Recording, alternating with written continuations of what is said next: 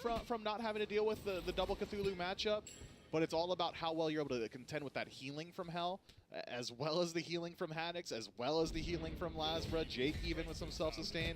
Anti-heal has to be an option for the Tartarus Titans.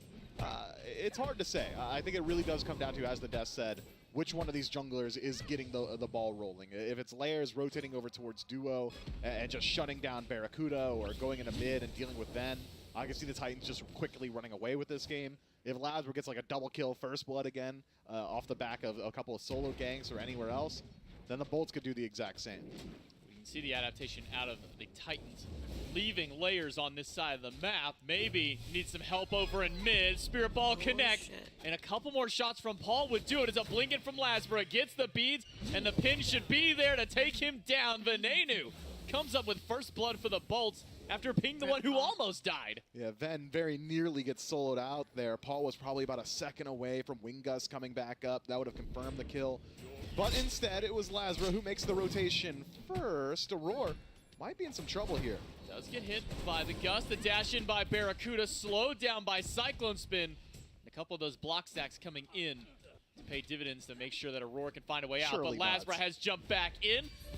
Misses the pin, just a little bit off the mark there, but a pluck onto Cyclone. Not going to find anything further from there. Bolts almost come up with another kill. Yeah, Jake just spent 40 minutes thinking to himself, man, I got to keep landing these plucks so somebody dies, so I suppose he falls into his own trappings. Lands the pluck on the Cyclone. Lasbra wasn't feeling it. There's not a whole lot of kill potential, so instead it's a disengage. Can Layers get involved in mid? Good beats from Ven. Maintains his life, but now on the back foot, going to spend a good amount of time just resustaining. So maybe we can see Layers try and rotate his way back through, considering he'd use the blink for that. Probably going to be a little while until he's able to get active again. Meanwhile, Lasbra taking away the red. Jake is ready for that pluck against Cyclone. Wanted to use it so many times. Does find it here. Cyclone should be fine. Rather tanky in this dual lane. Aurora drops yet another bracer down in lane. That allowed him and Cyclone to be able to push this wave up a little bit easier up against Jake and Barra. Yeah, Cyclone Spin is just getting the most value from Death's Toll you'll ever see, and we saw it in the previous match as well.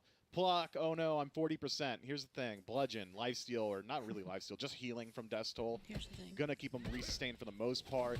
I didn't get to see what he was maxing first in lane. Doug, can we get a look at Cyclone's level order here? No way, he's just holding on to the point. Okay, yeah, Scourge is going to be the max. It's pretty standard. You want to make sure you're getting that clear potential. You're not falling too far behind. Once Barracuda starts to get explosive bolts, he would have likely, Cyclone Spin that is, fallen behind in clear speed. So in maxing Scourge, you're losing a bit of your burst potential, but you are really getting a benefit in your wave clear and poke. And your self-sustain at that as well. And this bracer, it's something that Aurora originally skipped in the very first relic, went for that emblem in game number 1, but now this time, actually no, I believe he didn't go for that. I can't remember what he went for that first relic last time. I think it was Beats? Aurora? Yeah.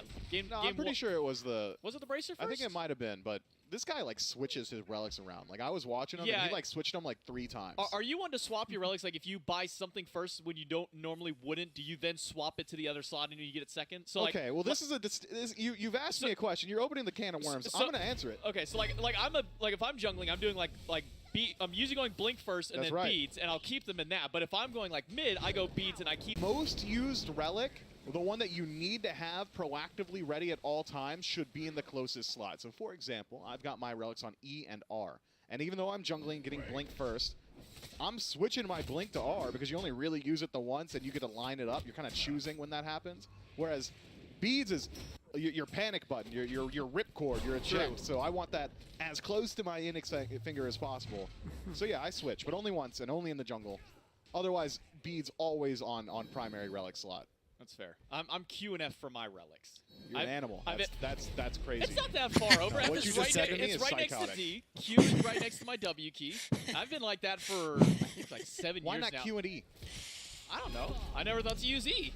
I've just kept it as F. Look, at least I've moved away from G, because I remember we had some of the pros in, they had their UIs up, and somebody was on G, and that's criminal. Yeah, I think that was Aurora. I think that was actually Aurora. Was it Aurora? Could have been. No, I think it was Gamma. Switch off of G. Yeah, that makes sense. I think it was Gamma who had his on G.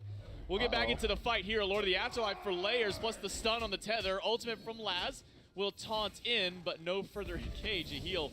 Not going to find anything against Laz, bro. Whirlpool.